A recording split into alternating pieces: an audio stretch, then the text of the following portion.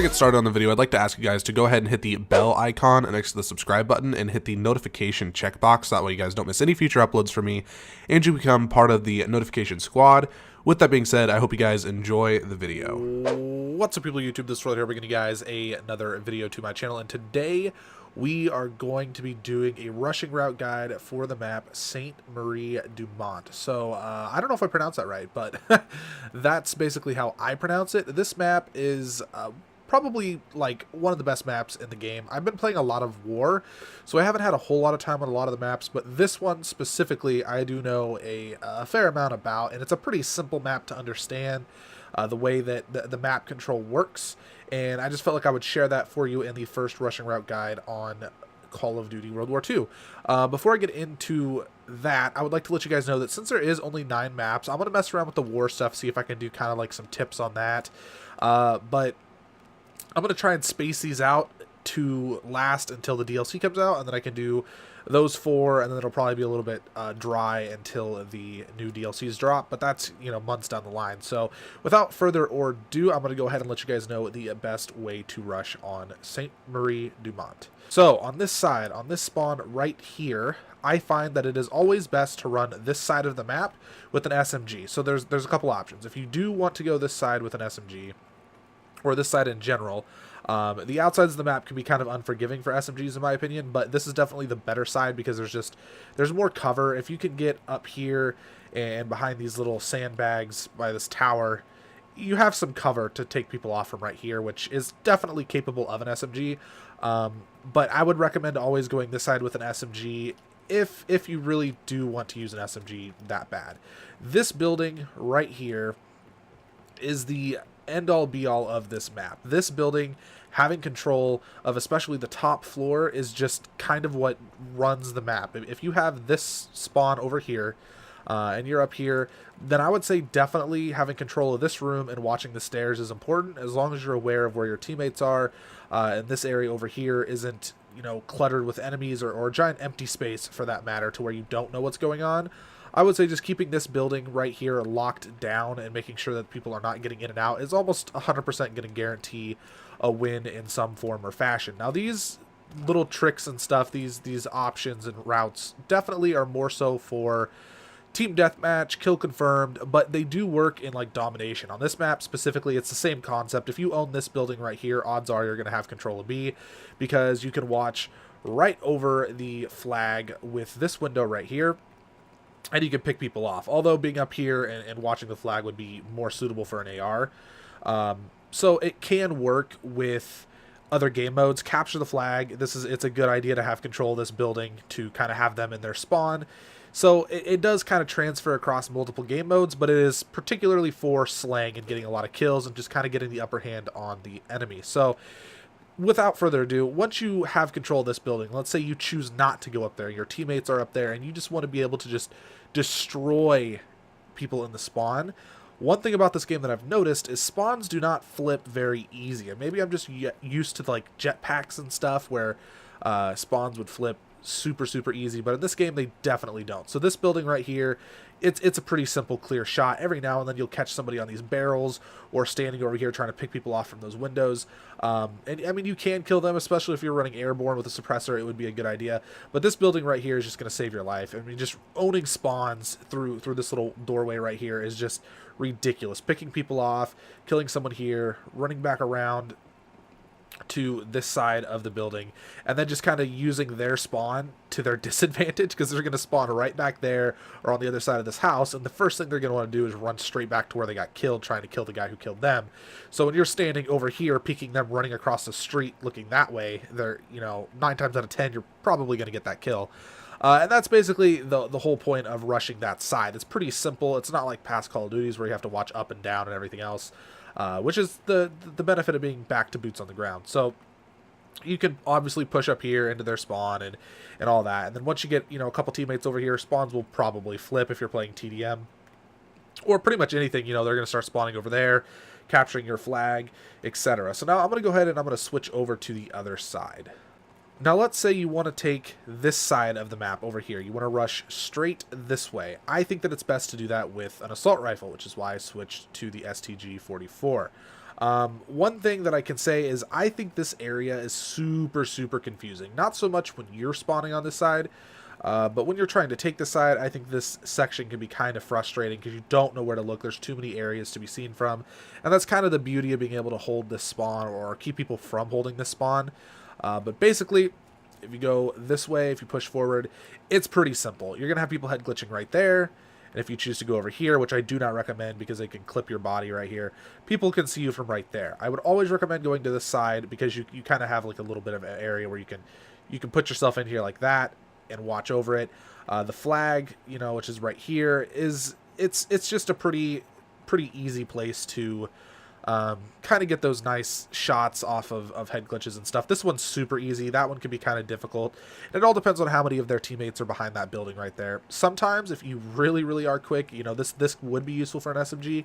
If you just sprint right up here, I'm just not that type of player, but if you just sprint right up here and you just have this advantage on them that they're not going to expect, being able to stand right here and looking right there, and then somebody comes from here and they never even saw you cross. So that's pretty much the big advantage to this side. Now, if you do push up far enough to where you can see this street, this is a very good street, a very good line of sight to have, because in this little archway here, you can kill the person here, you can kill the people over there. The only thing that can really give you a problem is if this person has an angle on you, so you say through over the top of those barrels or whatever, or if somebody is sitting on these barrels right here and they're just able to head glitch you. I mean, those are the only two places that you're going to have much of an issue. But a lot of the time, you'll find people sitting here, you know, trying to fight with this guy up in the building, or somebody right here doing the same thing. Sometimes you'll catch people over here behind this car.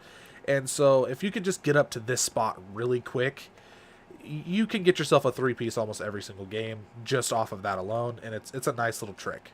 Switching back over to the SMGs, another thing that you can do if you want to rush this side of the map is straight into this building right here.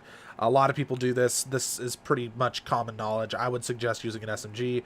You're going to get some people running in here from this side more than likely, and they're going to challenge you. They're going to fight you, but obviously you're going to want an SMG for this, close quarters, or a shotgun maybe if that's your cup of tea, and then you'll just basically have control of this building. Another really good spot to have control over is this right here. If you have control of this, where this person up here can't really see you, people coming through this doorway are having issues killing you, you know, maybe if there's somebody chilling over here, it's a pretty dominant spot. If you have control of both and you're in a killing based game mode, TDM, kill confirmed, whatever, free for all even, it's pretty deadly here. I mean, you're not going to lose a lot of gunfights in that situation or in those situations. I'm going to go ahead and I'm going to move over to the...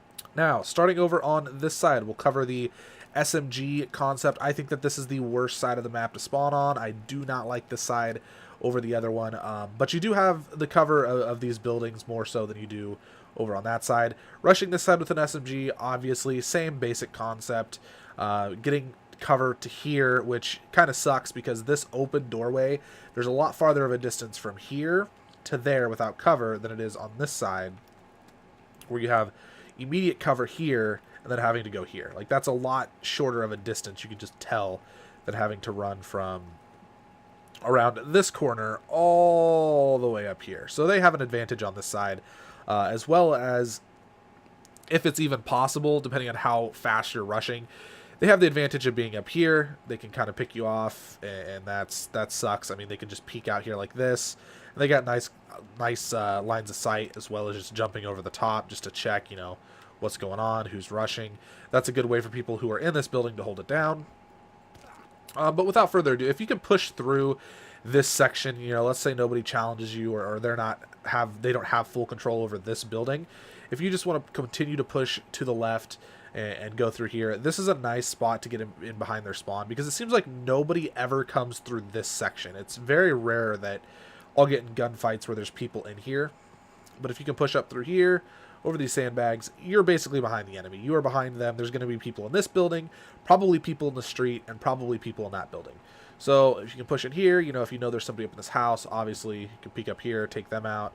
I would strongly recommend avoiding pushing that direction to that side of the map. You're kind of just undoing everything you did.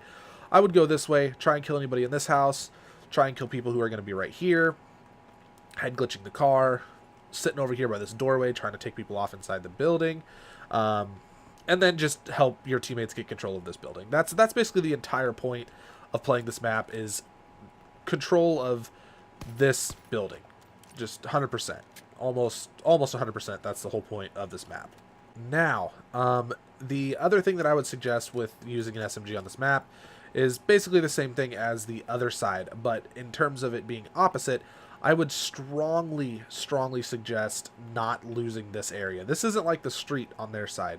This section, like I said before, very, very important. Do not lose control of this part of the map. It's very, very crucial in winning games. It's very, very crucial in holding the map. So don't lose this section. But obviously, like I've said 100 times now, this building is important. Having control over this building means everything. So basically, I think if you're using an SMG, you should constantly be fighting to hold this building. If you want to use an assault rifle, you should constantly be fighting to keep people from getting to the building. So these long lines of sights, that side of the map where people want to run around the outside of the map, are useful. And then if you really wanted to use an assault rifle, you can pick people off running across this, but you're going to lose to SMGs more times than you would probably want over here. But I mean, you put on the bar, the STG-44, the FG-42, and you can kind of just destroy people on almost any part of the map. I mean, the bar basically is an SMG at this point in the game's life cycle. Now, if you want to push with the assault rifles, super simple. You know, I'm actually going to advise something for you guys. I feel like this side of the map has an advantage when it comes to this top building. It feels like you have more cover, and you have a nice clean side of in here. You can see people really clear down there, where this car and these walls kind of seem to protect these teammates. So this side's definitely a nice advantage. I wouldn't stay up here too long because you will get picked off, but if you're trying to catch that nice quick run to the middle of the map, you know, kill someone and then just go out this window, drop down, and then I would 100% advise staying to this side of the map. This side of the map is definitely where you want to be with an assault rifle. Definitely not right here. I showed that before. You don't want to sit here. Very easy to get killed off of. This spot is definitely the better way to go. Watching people who are going to want to peek there and clip them, you can kind of see over on the edge of the barrel. It could just be how they stand, but I've noticed a lot of the time you see people clipping over the side of this barrel. More area for them to shoot. The flag is here. You have a lot shorter distance to run than they do. I mean, from here to there, whereas they have from all the way over there to here. So you kind of have an advantage on this side to the flag, in my opinion. And then always you can just, if you have control of this area, you can just run up here, peek these windows. If you don't have control of this, you might want to be aware of that window and just kind of peek that and make sure nobody's sitting over it. If you guys didn't know, I'm sure you do, you can get up into here from these sandbags, so there's a reason why those are awkwardly piled here for no apparent reason, and that would be why. So that's basically it. That is the rushing route guide for the map Sainte Marie Du Mont in a nutshell. Pretty simple. It's a giant square map, basically. It plays pretty smooth, and if you know what you're doing, you take it slow, you don't try and play like it's a jetpack Call of Duty, things can really work in your favor. Remember, map control. This building, having control of this is key, and everything else should just kind of fall in place at that point. Anyways, guys, I hope you enjoyed the video. Please remember to leave a like on the video. I'd really appreciate it. If you're new and you enjoy the content, don't forget to subscribe. I always appreciate new subscribers as well, and deuces.